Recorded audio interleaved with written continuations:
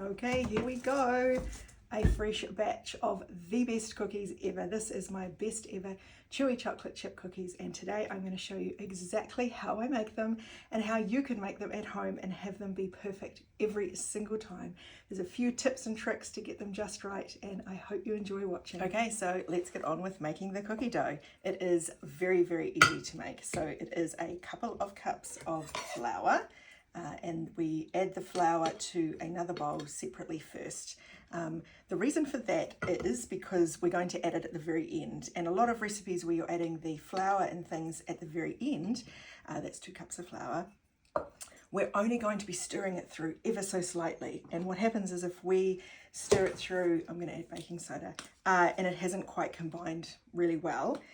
So for example, the baking soda or the raising agents aren't completely combined, then it's not going to have a great outcome. The other thing is I like to sift whenever I'm adding, especially baking soda, because it clumps. So you'll see that I'm adding it all through a sift. You don't have to do it necessarily unless you find that your dry ingredients tend to clump. So I'm going to add all of that into here and sift that through. So I've also melted the butter, so that's 170 grams of butter, and so I melt that and then just set it aside just while you prepare all the other ingredients so that it can cool just ever so slightly before we're going to add the sugars to it. So we have got that there. We're just going to give it a quick whisk to make sure that we've fully dispersed the baking soda into the flour. We are going to pop in the melted butter. Always melted butter for this recipe. When you're making cookies, they're all quite different methods. You'll find some have softened butter, some have melted butter, and the reason for that, because it affects the outcome and totally affects whether it has crunch, whether it's soft, whether it's light. It's a whole thing. So we're going to add in 1/2 cup of white sugar, and then we're going to do 1 cup of brown sugar. So brown sugar, you can obviously measure all of this with your scales, but brown sugar, when you measure it, you always pack it. You'll see written next to when you have a brown sugar ingredient that you pack it. That's basically just smushing it in because it's really light. It's a soft sugar softened by molasses, so the way that it is measured is packed. So there you know. I'm sure most of you know all this stuff, but why not share it every now and then? So 1 cup of packed brown sugar, plop that in there. And then we are going to mix this for about 4 minutes until it comes together and it's nice and light and creamy. Okay, that's coming together so nicely, so you can see here that it is looking lovely and creamy. Okay, so now that that's done, we are going to separate the eggs. If this goes badly, you will simply see me adding the eggs. You won't see me separating the eggs, because for some reason, as soon as I'm on here, I can no longer separate eggs. We add 1 whole egg and 1 egg yolk to this recipe. The reason being is it makes it just so much richer and creamier. So there we go. We managed to do 1. You can do whatever you like with that egg yolk, egg white, sorry. Make an egg white omelette, be healthy. And then we're going to add some vanilla. You guys know I love the fake stuff. I love the smell of it. It smells amazing, and it works beautifully in my recipes. So feel free to use proper vanilla extract or whatever floats your boat. This recipe uses a tablespoon of vanilla. There's a reason this recipe is one of my most popular. It is very, very tasty. So we're going to add the eggs and the vanilla into here and beat it for a couple more minutes until it is even more creamy. That looks even more creamy and delicious now. You can see that it has come to a beautiful, soft, light and fluffy mixture. Okay, and then we're going to add in the flour that we prepared earlier. It's got flour, baking soda and salt in it. And we are going to give that a really light mix. I mean, the second that no flour is visible, that's it, you turn it off. So that is done, just mixed in. It's really soft because remember, this is going to go in the fridge for a while. The longer the better, but it is going to not look like cookie dough so much at this stage, and that's okay. So that's what that looks like at this stage. There's still a tiny little bit of flour visible, and that's absolutely fine. So we're going to now add in the chocolate. You can use cut up chocolate, you can use chocolate chips, chocolate melt, you know, the little tiny ones. You decide. We're just going to fold those through here, and that is the last step. This base recipe also, while I'm doing this, is delicious if you use like white chocolate and macadamia, if you can afford macadamia, or if you want to use up little, so M&Ms are cute in it. It's a really, really good cookie dough recipe. So there you go. So that is your cookie dough. It is quite soft, as you can see now. You wouldn't want to roll that into balls. You'd make a huge mess.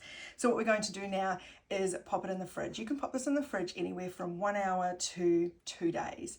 The longer it is in the fridge, the more flavoursome they will become. So something amazing happens with all that combination of flavours into the flour, and it just really bumps up the flavour.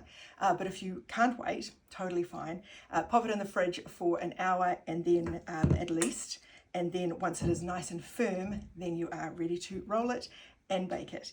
This also freezes beautifully, so you can freeze this cookie dough as is, pop it in a container, and then you can have cookie dough whenever you like. If you prefer, you can chill it, and then you can freeze it in balls. So chill it for an hour so that it's easy for you to roll, and then pop it in the balls, and then put them in. And then you can bring them out and have lemon cookies anytime you like. You'd be like Martha Stewart. I'm just about to pop this cookie dough in the fridge, but I wanted to share a handy dandy little tip that I have. Obviously for this dough we're going to chill it, so if you are short on time, then you can do what I've done here. So if you've got the room, the capacity in your fridge to do this, or even in a smaller bowl, if you smush it up against the sides, then obviously there's less depth, so it's going to chill just that little bit faster. So if you are in a time crunch, this is a handy little idea to chill it out just that little bit quicker. Hope that helps. Okay, so the dough is nice and chilled. It has been in there for about 5 hours today. Normally I would do it overnight, as I've explained to you, for the depth of flavour and all that sort of stuff, but why not get it out of the way today and have some fresh cookies for the kids for afternoon tea. So when you get it out of the fridge, it's really hard, and so it'll be a little bit difficult for you to scoop. So you can leave it out for about 20 minutes while you get everything else prepared in the kitchen. Otherwise use a sort of a really strong ice cream scoop, or steel spoon, something like that, to dig in there and get it out. So in my quest for the perfect cookie, I've been learning lots about how to cook your cookies. So we've chilled it, we know it's perfect now, maximum flavor, hydrated flour, blah blah blah, but how you cook it, you can absolutely eyeball it, roll them into balls, pop them on the tray, bang them in the oven. But if you wanted to know how to make a perfect cookie, then there are a few little tricks for that. So one of them, pretty obvious, is keeping them a uniform size. So you can do that in a number of ways. You can use a cookie scoop. Obviously this dough is really hard, so depending on your cookie scoop, that may not work for you. But the other way to do it is to measure it, to weigh it. I know it seems like a lot of faff, but you kind of get in the process of doing it, and I'm going to show you today how I do that. So my cookies are usually between 30 to 40 grams, depending on who I'm cooking them for, what style cookie they are. That seems to make a lovely sized cookie without being oversized or undersized. So today I'm going to do 35 gram dough balls. I'm going to show you how I scoop my cookie dough when I want it to be uniform. I've got a really industrial strength ice cream scoop here because this dough is really cold, but I'm actually going to be measuring it. So I'm going to weigh them to make sure they're about 35 grams each. So you just simply pop it on a scale, 35 grams, and then I'm going to pop it there. I'm going to roll them all at the end. This is actually a really handy trick if you're wanting to do meatballs as well. So simply be measuring them all out, making sure they're the right size, and then popping them on the tray until you've got a whole tray full, and then rolling them at the end. Okay, so we have our lumps that we have measured out. Remembering you don't need to measure them, this is just me being fussy, and then we're going to roll them into balls. They're still really firm from being in the fridge. If your kitchen is really hot, or it's a hot day and you're making cookies and you're finding that they're starting to get quite soft, feel free to pop them back in the fridge to firm them up a little bit before you bake them. This is also the stage that you can roll them and pop them into the freezer. What I would do is roll them into balls, put them on an oven tray, pop them into the freezer if you can, if you've got the room, on the tray, and then they're kind of going to freeze in their shape, and then pop them in a container or a Ziploc bag, freezer bag, and then they kind of like free flow. You'll be able to get them out all the time. Okay, so this is the final one. My oven is set to fan forced, or it might be multi-bake on your oven. So that is the setting that we have when we're wanting to cook 2 or more trays, so that it evenly circulates the air with the fan. It's quite low, 165 degrees. I've tested all the different variations, cooking faster for a higher temperature,